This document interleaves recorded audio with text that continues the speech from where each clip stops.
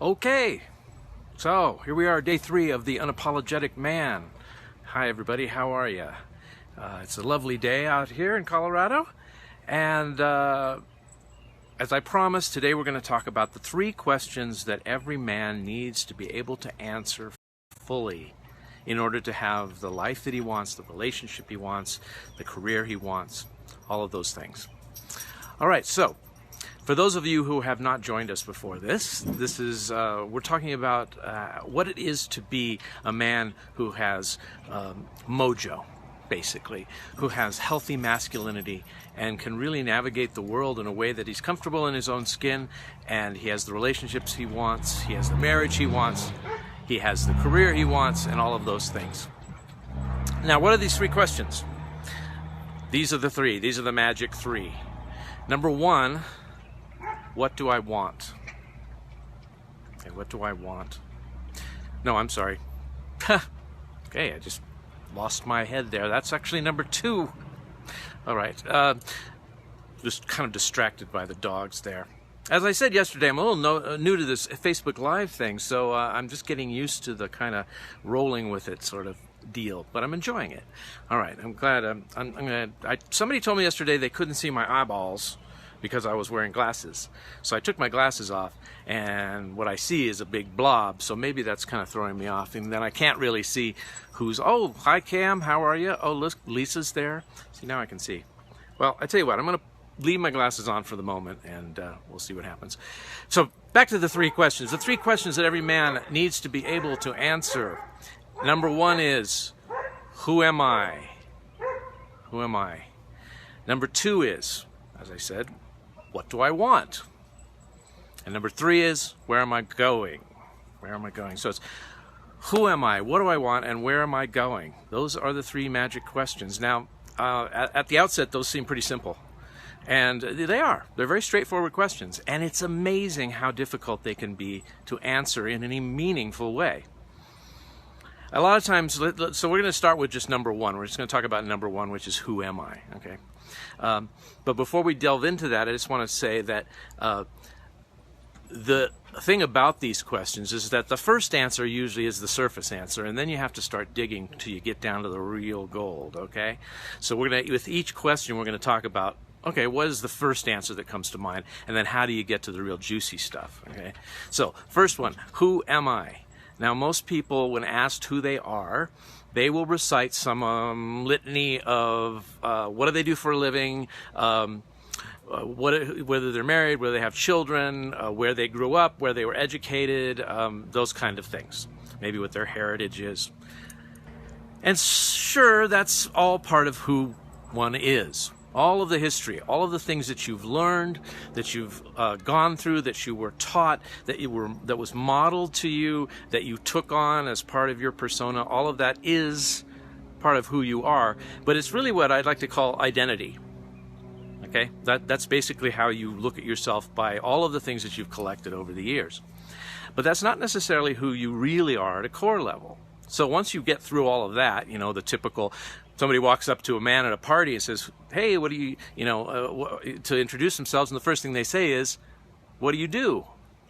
So a lot of men identify with their work as who they are. And, if you're listening out there, tell me if that's accurate. I know that for a long time I thought I didn't actually identify with my work and that it was just something I did that I really enjoyed, until, of course, I lost my ability to do my work. And I couldn't believe how much it was a crushing blow to my ego and to my sense of self. And it really sent me on a journey of figuring this question out. I didn't even know at first I was trying to figure out this question, but then I finally did see, okay, I'm trying to figure out who I am now. Who am I if I'm not that? All right, so first blush is identity. But then when you start looking at it more, you realize, okay, well, but who am I? And you get down a little deeper and you realize that who you are is the way that you show up in any situation. It's the way of being, let's say, that you are on a regular basis. And when you take it that way, then you can see that who you really are at a core, when everything else is stripped away, you are, hey Parker Donna, how are you? Hey Chris. when you take it at its core and everything is stripped away, you are what you believe, what you value, what you say you can be counted on for, in other words, how you act and show up consistently, and really what you stand for. Those are the things that if everything was taken away, if your job was taken away, if your health was taken away, if all of your possessions were taken away, if everything was removed. You know, I read the Christopher Reeve autobiography called Still Me, and it was fascinating for him to talk about the fact that everything he thought was him got taken away, including his body. And yet it was still him. It was still him there. So what did he become? And he became what he valued, and the love in his life, and the people he cared about, and all of those things. So when you answer the question in that way, it's very different to say, okay, what do I believe in? Who am I really? What do I value above all things? What are the things that when I say I am this way, I can be counted on that no matter what? No matter if anyone's looking. Like, you know, one of my core values is honesty. And I'm going to be honest even if it doesn't matter, so to speak. In other words, you know, there's that honesty around, well, no one will know kind of stuff. I've got to the point in my life where I know that I'll know. And that's important to me. Now, I you know, strive to be as honest as possible, and I don't know it's possible to be 100% honest all the time, and sometimes brutal honesty is really painful and not something you want to do. But I'm talking about in general. And so I know that I can be counted on being that in my life.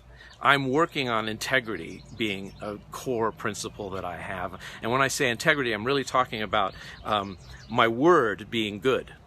So when I give my word, it means it really means something. If I say I'm going to do something, I will try to, with all my might, to do it the way I said I would do it, and when I said I would do it, and how I said I would do it, all that.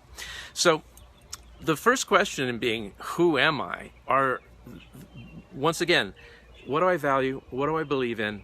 What do I stand for? What can I be counted on? And how those things that are very, very consistent. And when you know that, you realize, okay, that will be me no matter what job I'm in, whether I'm single or in a relationship, whether I'm a father or don't have kids, whether it doesn't matter, whether I'm old or young, any situation, you're going to see me be consistent. I'm going to show up consistently, all right? As that person. I can be counted on for that. And that's a very important thing to have a grounding. That's kind of the real foundation of being an unapologetic man. And it's knowing who you are and not apologizing for it. Okay, now we're back to that. See, not saying, you know, I'm sorry but I'm just this way. Don't be sorry. You are that way. Now, clearly, if you're saying, I'm sorry, but I'm an a-hole, perhaps you have something to look at. Maybe that's not being that, if you decide that that's part of your value system, may not get you the results you really want. It may not get you the friendships and the relationships you want. You know, inherently, I suppose there's nothing right or wrong about it. It's just, okay, is that really going to be workable for you? So don't put too much of a moral spin on it. Just say, okay, well, what do I want to be? What do I want to be? Who do I say I am? And make that mean something, okay? All right, well, that's the first question of the three. Who am I? What do I want? And where am I going?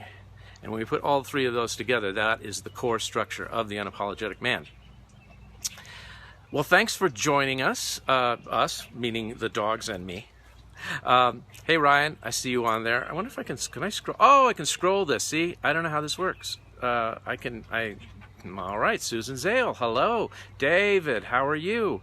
Okay, I'm starting to get this.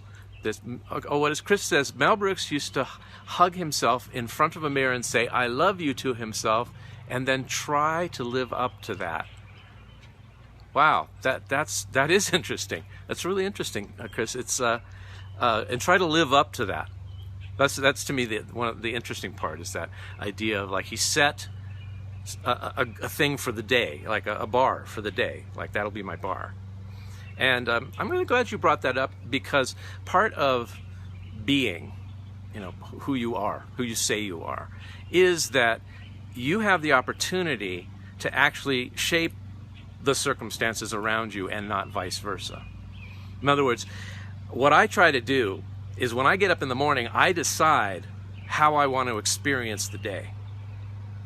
And then from that state, that place, that's what being is to me. It's like a state, it's a place, it's a not just a mood, it's a declared point of view or lens. And I say, okay, I want to experience this day with a lot of vitality and joy. Then, all right, bring on the circumstances. And from that viewpoint, from that vantage point, so to speak, I then face the circumstances, whatever they are. Now, sometimes I'll go into automatic reaction. Something happens, I don't like it, I don't want it, it wasn't what I expected. But once I've had that in my mind, sort of like Mel Brooks saying, and now I'm going to live up to that, it comes up, it's like, okay, you want to experience, vitality and joy? How are you going to approach this in that way? Instead of your old-fashioned, knee-jerk, get upset, get angry. Because I believe that you are the creative force in your life. 100%. You are the creative force in your life. You get to create your experience of your life. Nobody can create that for you, although you can let them. But you get to actually take creative ownership of your experience of life. And so when you start the day, like Mel Brooks, you could start the day and say, I love you and I'm going to live up to that. Or I am a person who's kind to others, no matter what. And I'm going to try to live up to that today. And you're not going to be perfect at it, but at least you have a bar that you've set that has something to do. And that's what my good friend Max Miller calls playing a game worth playing. Having a game worth playing. And you can do that every day. Having a game that you believe is worth playing in your life. All right, well, it's great to see everybody. Hi, Jeff Michelson. How are you? Great to see everybody out there. I'm going to continue doing this every day for a while.